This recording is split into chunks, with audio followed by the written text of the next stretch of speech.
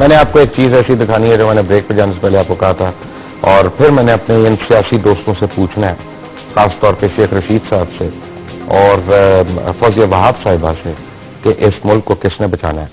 But पहले जरा ये फुटेज देखें।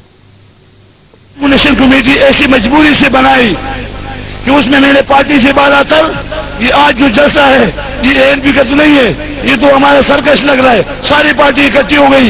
ये खुदा का काम है और शहीद सैयद की और हमारे जो बेटे हुए दोस्त थे इनकी दारोमदार है कि आज हमने कौम को इकट्ठा किया। हम जब चाहे कराची को बंद करें, जब चाहे कराची को खोले। हमारा कंप्रोमाइज, हमारी अगर बात हुई है तो गवर्नर सिंध से हुई है, हमारी सिंध गवर्नमेंट से बात हुई है। हमने अगर मुआवजा लिए तो हमने सिंध खजाने से लिए, ये खजाना हमारा है, ये किसी के पाप का नहीं है। हमारी मुत्तहिदा से कोई बात नहीं हुई, हम कातिलों से बात नहीं करते। कातिल पे अपने गले में रस्सी डाल के गलती माने हमारे घरों पे आए, तब जाके गलती उससे हम बात करेंगे। जब तक उसने गलती नहीं मानी हमारे मुत्तहिदा से कोई बात नहीं होगी।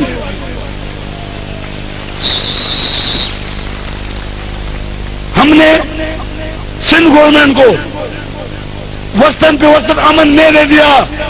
मुत्तहिदा का गवर्नर का किसी का कमाल नहीं है, ये अवामी नेशनल पार्टी और हमारे कायदीन का कमाल है, ये हमारे पश्तून नेशनल कमेटी चरके का कमाल है कि हमने अपने कौम को कंट्रोल किया। अगर हम आज भी चाहे तो कराची में खून की खुली हो जाती। मैं अगर चाहता कि तबाही करूं, मैं भी 24 जनवरी जाके बंदर रोड पे करता, अपने कौम से अपील करता, सारे पख्तून निकल आते, 2-4 लाख लोगों को इकट्ठा करके कराची को 47 से पुराने हालत पे पहुंचाता। मगर हमने अमन के खातिर ये नहीं किया। कोई ये क्रेडिट अपना नहीं ले, ये क्रेडिट अगर बनता है फिर पख्तून कौम का बनता है, ये हमारे कायदीन का बनता है। जिस तरह पाकिस्तान ने दम बना के अपना ताकत मजबूत किया, इस तरह से मैंने अपने कौम को इकट्ठा करके मैंने अपने हड़ताल का नाम लगाया, चाबी मेरे जेब में। और अभी एक और खुशखबरी सुनो, खुशखबरी ये मैं पख्तून कमेटी जरगे ने एक और चीज बनाया और जिसको कहते हैं मिसाइल। मैंने मिसाइल बनाया, मिसाइल का नाम है पख्तून। ये मैंने बीच में रोकी है ताकि मैं कुछ लोगों के पॉइंट्स भी ले लूं, इनके कमेंट्स भी ले लूं, और इसके बाद जब मैं आपको इसका बाकिया हिस्सा दिखाऊंगा तो आपको और ज्यादा शॉक लगेगा। फौजिया वहाब साहिबा, आप पॉलिटिक्स ऑफ रिकंसिलिएशन की बात कर रही थी। Do you think this is reconciliation? देखिए, यही हमारे मुल्क का सबसे बड़ा अलमिया है कि हम बहुत ज्यादा जज्बातियत से काम लेते हैं और जज्बात में आके हम पता नहीं ऑल फॉल बकने लगते हैं। तो Shahi Syed is not an important stake holder, he is not an important political players. तो प्लीज आप उनकी तकरीर को इतना लंबा दिखा के आप एक्चुअली उनको इम्पोर्टेंस दे रहे हैं। मैं इसलिए दे रहा हूं ये इम्पोर्टेंस फौजिया वहाब साहिबा कि अभी 3 दिन पहले मैं कराची में था और मैं सोराब गोट गया था, जहां पे सारे इलाकों पे आगे गैर कानूनी कब्जा हुआ है, और यानी अलासिफ स्क्वायर में जहां पे गैर कानूनी असले की खुलेआम नुमाइश भी होती है और उसकी सेल भी होती है, फरोख्त भी होती है। और वहां पे मैंने देखा था शाही सैयद साहब यानी 4 दिन पहले अपनी गाड़ी में जब जा रहे थे तो इनको ऑफिशियली 2-2 गाड़ियों का प्रोटोकॉल मिला हुआ था। तो अगर इतने अहम ना होते, आपके कौन से सूबाई वजीर हैं जिनको 2-2 गाड़ियों का प्रोटोकॉल मिलता है? उसने है ना मांगी होगी। देखिए, यहाँ पर तो आपको बहुत सारे ऐसे मैं भी मांग लेता हूँ, मुझे तो नहीं देते आप लोग। मैं मांगता हूँ, मुझे तो नहीं लोग। मैं आपको कई दफा दिखा सकती हूँ कि मैं एक गाड़ी में आ रही हूँ और मेरे साथ ऐसे मुसर भी थे एयरपोर्ट से जो कि बजाहिर बड़े नॉन एंटिटी हैं, लेकिन उनके आगे पीछे गाड़ियां। बट डू यू थिंक कि ये इन्होंने आके अल्फाज ये थे, मैं इफ आई मे रिपीट, के ऑल फॉल बकने लगते हैं, do you stick by that statement? Yes, I will stick to it. Okay. Syed Mustafa Kamal साहब, welcome to point blank with Luqman. मुझे मैं आपका असल जो कमेंट है इस क्लिप के ऊपर, वो मैंने एक और क्लिप जब मैं दिखाऊंगा उसके बाद मैं लूंगा, क्योंकि वो डायरेक्टली आपको एड्रेस हुआ है, उसमें आपकी डेफिनेशन की हुई है, बल्कि तमाम उर्दू स्पीकिंग लोगों को डिफाइन किया गया है। मैंने आपसे सिर्फ ये पूछना है वेरी ब्रीफली कि आपने जो सड़क एक बनाई थी पहाड़ियों को काट के कस्बा को कनेक्ट करने के लिए, उसकी बेसिक वजह क्या थी? की वजह वहाँ के रहने वाले जो पख्तून हैं और जो दूसरी कम्युनिटी के लोग हैं उनको एक मुतबादिल रास्ता प्रोवाइड करना उनके लिए कम्युनिकेशन आसान करना, और ये एक बहुत मुश्किल काम था। वहाँ से पहाड़ को काट कर वहाँ पर लोगों को वहाँ पे लोगों के लिए वो सड़क बनाई गई। इसके अलावा और कोई वजह नहीं थी। मुस्तफा कमाल साहब, पख्तूनों के लिए आप वो बना रहे थे, शाही सैयद साहब जो पख्तूनों को रिप्रेजेंट कर रहे थे, अभी आपने उनकी भी बात सुनी, व्हाट डू यू से?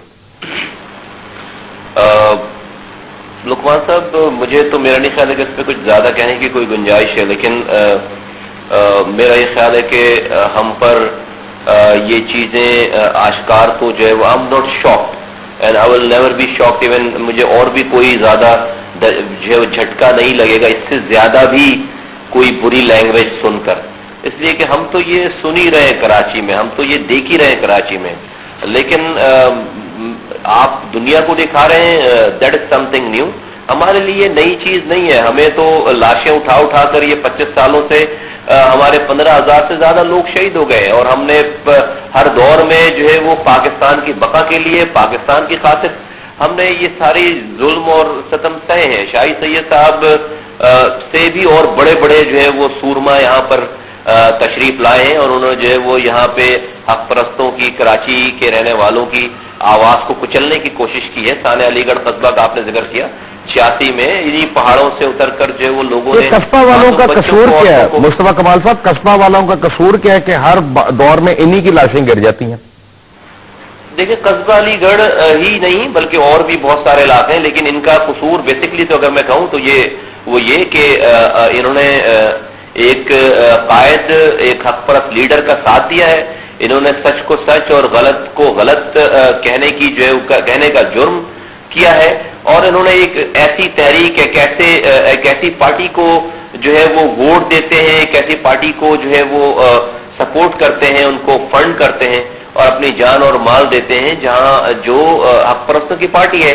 और ये किसी एक एथनिसिटी या किसी मसलक की पार्टी नहीं है। आपको पता है कि हमारे पास जो है वो तमाम जुबान बोलने वाले लोग ना कि सिर्फ कारकुन लेवल पे मौजूद है, बल्कि राब्ता कमेटी जो कि हमारा हाईएस्ट फोरम है, डिसीजन मेकिंग है जहां पे होती है, वहां पर जो है वो पंजाबी स्पीकिंग हमारे पास जो राब्ता की कमेटी के मेंबरान है, हमारे पास पश्तो स्पीकिंग। मैं आप जरा होल्ड करें, मैं आपको दिखाता हूं कस्बा की पहाड़ियां मैं जरा दिखाता हूं, और उसके साथ जो हैं, और जहां से इस वक्त हालात बड़े कशीदा हैं, ऊपर से उतर के लोग नीचे कत्लेआम कर रहे हैं, और जो है वहां पे आपने ये देखा है कि रेंजर्स हैं, रेंजर्स के ऊपर भी आज ग्रेनेड्स मारे गए, उनके ऊपर भी बहुत फायरिंग हुई। ये वो पहाड़ी है जिसको काट के ये सिटी नाज़िम ने वहां पे ये रोड बनाई थी, जो बकौल इनके पश्तून लोगों के लिए, वहां पे रहने वालों के लिए, मकीनों के लिए कोई रास्ता नहीं था बाहर निकलने का, तो इन्होंने इसको बनाया था। एक ड्यूल कैरेज है ये, और ये कहा जाता है कि इन पहाड़ियों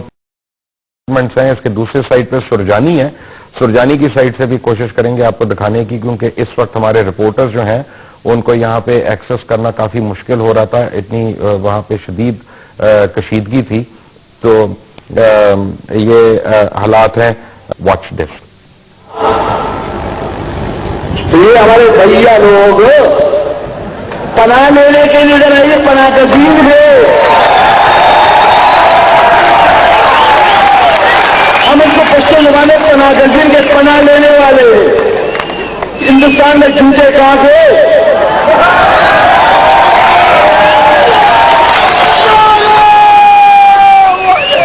मैंने चौधरी साहब मैंने इसलिए काट दिया बाकी की, क्योंकि मेरा मकसद इश्तियाल दिलाना नहीं है, सिर्फ आपको यह दिखाना है अपने शुरका को कि मेरा रिकॉर्ड सही है जब मैं ये बात क्लेम कर रहा हूं। कायदे आजम भी आए थे बॉम्बे से यहाँ पे, उनके मुतालिक भी हम इस तरह की लैंग्वेज यूज करेंगे। मेरे शायद घर वाले भी आए हों, आपके भी शायद कोई घर वाले अजीज वाले आए हों। ये रिकंसिलिएशन हो रही है। मुस्तफा कमाल साहब, एयर ब्लू का जो हादसा हुआ था, इल फेटेड पैसेंजर्स थे, मैं तो उनको शहीद कहूंगा, अल्लाह ताला उनके दर्जात बुलंद करे। उनकी बॉडीज को रिसीव करने के लिए कराची में उस दिन मैं स्पेशली कराची में मौजूद था। एयरपोर्ट पे मुझे मुख्तलिफ सियासी जमातों की वहां पे शिरकत नहीं नजर आई। तो जब सारे हम लोग नारा मारते हैं कराची हमारा है, कराची हमारा है, तो क्या कराची में जब डेड बॉडीज आती हैं वो उठाने के लिए भी हमारी जिम्मेदारी नहीं होती? कराची जो लोग ये नारा लगाते हैं कि कराची सबका है, काश के जो है वो उनके कॉल और फेल में जो है वो यकसानियत होती। कराची लोगों ने माले गनीमत समझ रखा है, लूटने के लिए, खसूटने के लिए, सियासत करने के लिए, लाशें गिराने के लिए ही सिर्फ ये कहा जाता है कि कराची सबका है।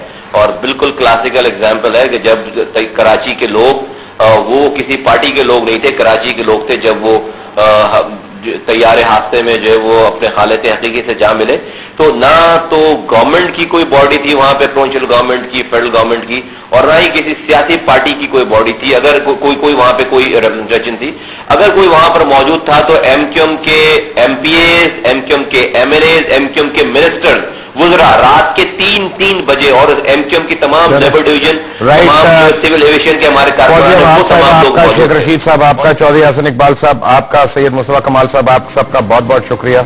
चलते चलते मैं आपको बड़ी क्विकली ये बता दूं कि इस प्रोग्राम में हाजी दिल साहब को हम काफी कांटेक्ट करने की कोशिश करते रहे ताकि उनका भी पॉइंट ऑफ व्यू आ जाए, तो उनका फोन बंद मिल रहा था। हाजी साहब जब भी आपको मौका मिले और आप आना चाहें तो डू लेट मी नो, ताकि आप जो है वो आपका पॉइंट ऑफ व्यू आए, क्योंकि शाहिद सैयद साहब को हमने बहुत फोन किए थे, उन्होंने फोन नहीं अपना रिसीव किया।